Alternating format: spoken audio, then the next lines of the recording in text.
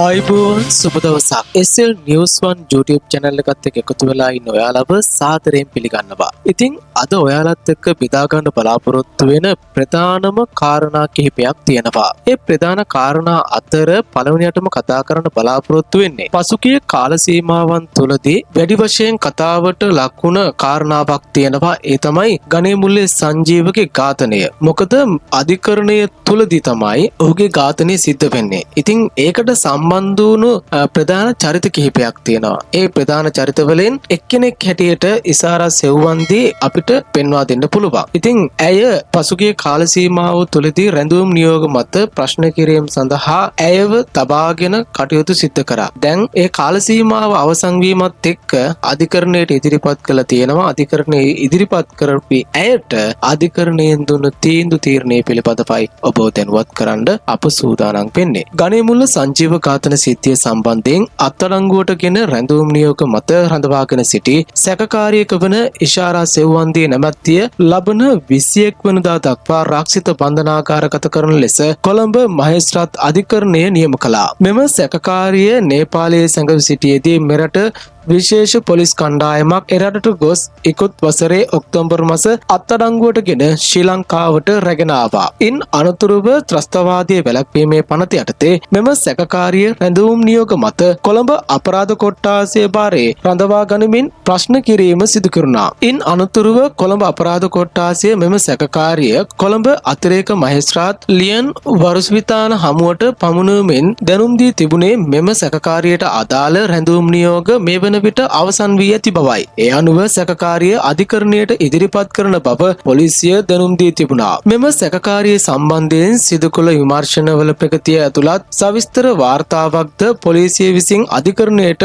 ඉදිරිපත් කරන ලැබුව අතර එහිදී පොලිසිය වැඩිදුරටත් අධිකරණයෙන් ඉල්ලා ඇත්තේ මෙම සැකකාරිය රක්ෂිත බන්ධනාගාරගත කිරීමේ නියෝගයක් නිකුත් කරන ලෙසයි. ඉදිරිපත් වූ කරුණු සලකා බැලූ කොළඹ අතිරේක මහේස්ත්‍රාත්වරයා මෙම සැකකාරිය ලබන 21 වෙනිදා දක්වා රක්ෂිත බන්ධනාගාරගත කර තබන ලෙස නියෝග කර තිබෙනවා. එදින විමර්ශනවල ප්‍රගතිය දැක්වන වාර්තාවක් අධිකරණයට ඉදිරිපත් කරන ලෙසත් මහේස්ත්‍රාත්වරයා පොලිසියට නියෝග කර තිබෙනවා. 2025 වසරේ පෙබරවාරි මාස 19 වෙනිදා කොළඹ මහේස්ත්‍රාත් අධිකරණයේ අංක 5 ශාලාව තුළ නඩු විභාගයක් සඳහා ඉදිරිපත් කර තිබූ ප්‍රබල මත්ද්‍රව්‍ය ජාවාරම්කරුවෙකු බව කියන ගණේ මුල්ල සංජීව නැමැත්තා අධිකරණ ශාලාව තුළ විත්තුකූඩුවේ සිටියේදී පිළිතබා ඝාතනය කිරීම සඳහා කුමන්ත්‍රණය කළේ යැයි මෙම ඉසාරා සෙව්වන්දී නැමැත්තිය අදාළ නඩුකරේ සැකකාරියක වශයෙන් නම් කර තිබෙනවා. ඒ සිදුවීමත් සමගම ආයමත් කතා කරන්න අපි බලාපොරොත්තු වෙන්නේ ආදිවාසී නායකතුමා අකමැතිනියගේ මූණටම කියපි ලැජ්ජා සහගත කතාව. ඉතින් ඇයගේ මූණටම කියනවා මේ ආණ්ඩුවේ තියෙන්නේ කතාව විතරයිලු. අන්තිමේ තිබුණු දෙයක් නැතිවලා ගිහින්ලු. ඉතින් මේ කතාවේ ඇත්ත නැත්ත මොකද්ද කියලා අපි හොයලා බැලුවා. වත්මන් රජයේ බලයට පත්වීමෙන් අනතුරුව තමන් පාර්ලිමේන්තුවට ගොස් අග්‍රාමාත්‍ය හරිනි අමරසූරිය මහත්මිය හමු වී ආදිවාසීන්ගේ ගැටලු පිළිබඳව සාකච්ඡා කළද මෙතෙක් ඒ සම්බන්ධයෙන් සාධනීය ප්‍රතිඵලයක් ලැබී නොමැති බව ආදිවාසී නායක ඌරුවර්ගයේ වනිල ඇත්තෝ පවසනවා. අගමැතිනි හරිනි අමරසූරියගේ ප්‍රධානත්වයෙන් පැවති ආදිවාසී දින සැමරුම උත්සවයකට සහභාගී වෙමින් ඔහු සඳහන් කළේ ආදිවාසී පනතට අදාළ ගැසට් නිවේදනය සකස් කර අවසන් බවට තොරතුරු ලැබුණද එය මෙතෙක් ප්‍රකාශයට පත් නොකිරීම කනගාටුවට කරුණක් බවයි. විවිධ පොරොන්දු සහ ගිවිසුම් අත්සන් කළද අවසානයේදී තමන් සතුව තිබූ අයිතිවාසිකම් පවා අහිමි වන තත්ත්වයක් උදා වී ඇති බව ඔහු පෙන්වා දුන්නා. අපි අගමැතිනිය හමු වෙලා මේ ගැන කතා කළා. ගැසට් එකත් ලෑස්ති කිව්වා. නමුත් අන්තිමේදී බැලුවහම තිබුණු දේත් නැති වෙලා යයි වන්ඩිල ඇත්තෝ සිය අප්‍රසාදය පළ කළා. ආදිවාසීන්ගේ උරුමයන් සහ පරම්පරාගත ගැටලු පිළිබඳව සාකච්ඡා කිරීමට සංස්කෘතික සහ පරිසර අමාත්‍යවරුන් මෙම අවස්ථාවට සහභාගී වනු ඇතැයි තමන් බලාපොරොත්තු වුවත් ඔවුන් වෙනුවට දෙපාර්තමේන්තුවල පහළම මට්ටමේ නිලධාරීන් පමණක් යොමු කිරීම පිළිබඳව තමන් කනගාටු වන බවත් ඔහු වැඩිදුරටත් පැවසා සිටියා. තීරණ ගැනීමේ බලයක් නොමැති නිලධාරීන් සමග සාකච්ඡා කිරීමෙන් ආදිවාසී ජනතාවගේ ගැටලු වලට විසඳුම් සෙවිය නොහැකි බවද ඌරුවර්ගයේ වනිල ඇත්තෝ වැඩිදුරටත් තවදුරටත් අවධාරණය කළා. පසුගිය කාල සීමාව තුළදී උණුසුම් වූ පුවතක් ලෙස පාස්කු ප්‍රහාරයට සම්බන්ධ සහ එය වළක්වා ගැනීමට කිසිදු ක්‍රමයකින් කටයුතු නොකළ රාජ්‍ය නිලධාරීන් දෙදෙනෙක්ට මරණ දඬුවම නියම කළා. ඉතින් මේ මරණ දඬුවම පිළිබඳව කාදිනල් හිමිගේ විරෝධයක් මේ වෙන විට මතුවලා තියෙනවා. ඒ පිළිබඳව අපි හොයලා බලනකොට කතෝලික සභා ධර්මෝපදේශයේ 2267 වන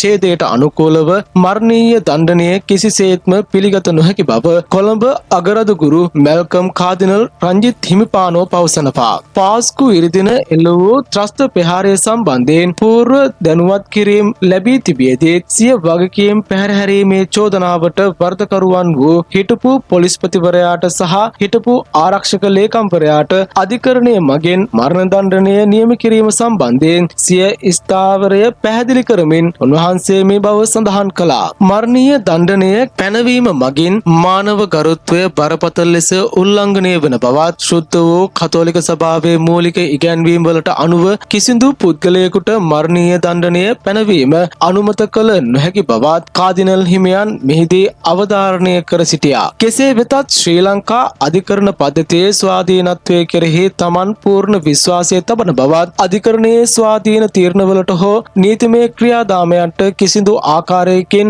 බලපෑම් කිරීමට හෝ මැදිහත් වීමට අදහස් නොකරන බවත් කොළඹ අගරදුකුරු පදවිය නිකුත් කළ නිවේදනයේ දැක්වෙනවා. 2019 පාස්කු ඉරිදින සිදු වූ ත්‍රස්ත ප්‍රහාරය සම්බන්ධයෙන් මෑතක සිට සමාජය තුළ විශාල සංවාදයක් නිර්මාණය වී ඇති පසුබිමක කොළඹ අගරදුකුරු පදවිය මෙම මිලේච්ඡ ප්‍රහාරයේ වින්දිතයෙන් බවට පත් වූ ජනතාව සමග පූර්ණ සහයෝගිතාවෙන් සහ සානුකම්පාවෙන් යුතුව කටයුතු කරන බවද නැවත මතක් කර දෙනවා. එමෙන්ම මෙම ත්‍රස්ත ප්‍රහාරයේ පිටුපස සිටි ප්‍රධාන මහමොලකරු හෝ මහමොලකරුවන් ඇතුළු සියලුම වගකිව යුතු පාර්ශ්වයන් නිසි ලෙස හෙළිදරව් කර ගැනීම සහ රටේ නීතියට අනුකූලව වින්දිතයන්ට සහ බියගුල් ලෙස ඝාතනය වූ පිරිසට සාධාරණීය යුක්තිය ඉටු කර දීම වෙනුවෙන් අඛණ්ඩව කැපවී කටයුතු කිරීම කොළඹ අගරදුකුරු පදවියේ ප්‍රමුඛ සහ දැඩි අපේක්ෂාව වන බවද අදාළ නිවේදනයේ වැඩිදුරටත් සඳහන් වෙනවා.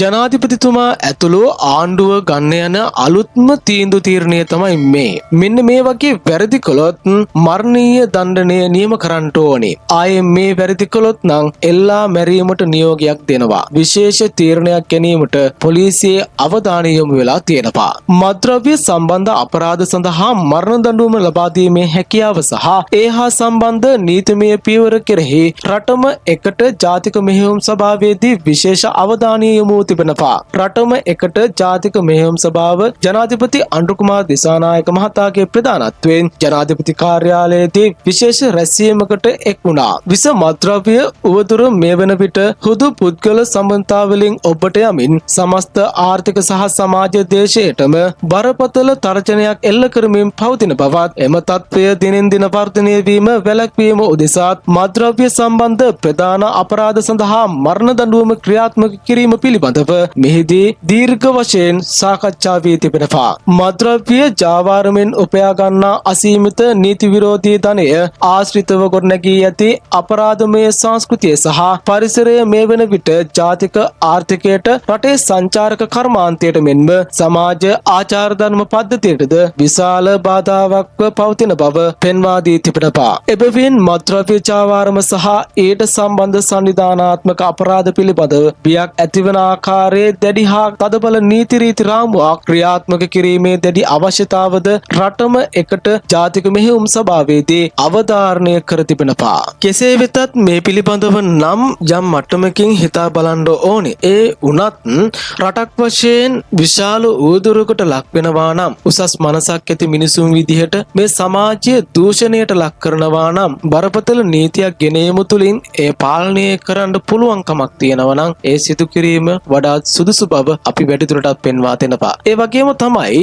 මරණීය දණ්ඩනය නියම කරන්න තවදුරටත් හිතා බලා කටයුතු කරන්න ලෙස අපි තවත් පෙන්වා දෙනවා. මොකද පුද්ගල ජීවිතයක වටිනාකම ඔවුන් නොදැනුවත් වුණාට අපි මිනිස්යන් හැටියට දැන ඉගෙන ගන්න ඕනේ. කෙසේ වුවත් අද බාල පරම්පරාව දක්වා විනාශයට පත් වෙලා තියෙනවා. අවුරුදු 15 16 මට්ටම වෙනකොට අයිස් හෙරෝයින් ප්‍රධාන වශයෙන්ම මේ මත්ද්‍රව්‍ය ගැනීම වැඩි වෙලා තියෙනවා. අද බහුල වශයෙන් ගම්බද ප්‍රදේශවල නිරන්තරයෙන්ම දකින්න පුළුවන් කාරණාවක් තමයි මේ මත්ද්‍රව්‍ය වලට ඇබ්බැහිවීම සහ ඒවට යොමු වෙලා ඉන්න පිරිස දිහා බලනකොට තරුණ පරම්පරාවක්. රටේ අනාගතය ගැන ගත්තාම කොයි වගේ පිරිසක් අනාගතයේ බිහි වෙයිද කියන එක නම් හිතා ගන්න හරි අමාරුයි. ඉතින් මේ විදිහේ වෙන දේවල් නිසා gedara dora ආර්ථිකයේ පිරිහීමට පත්වෙන එක කියන්න කාරණාවක් නෙවෙයි. ඒ කෙසේවත් සුදුසු දේ සුදුසු පරිදි සිදු කිරීම ඔබලාගේ කටයුත්තක් බව SL News 1 YouTube channel එක වැඩිදුරටත් පෙන්වා දෙනවා. ඉතින් මෙවැනි වටිනා කියන පුවත් ඔබත් එක්ක බෙදා ගන්න SL News 1 YouTube channel එක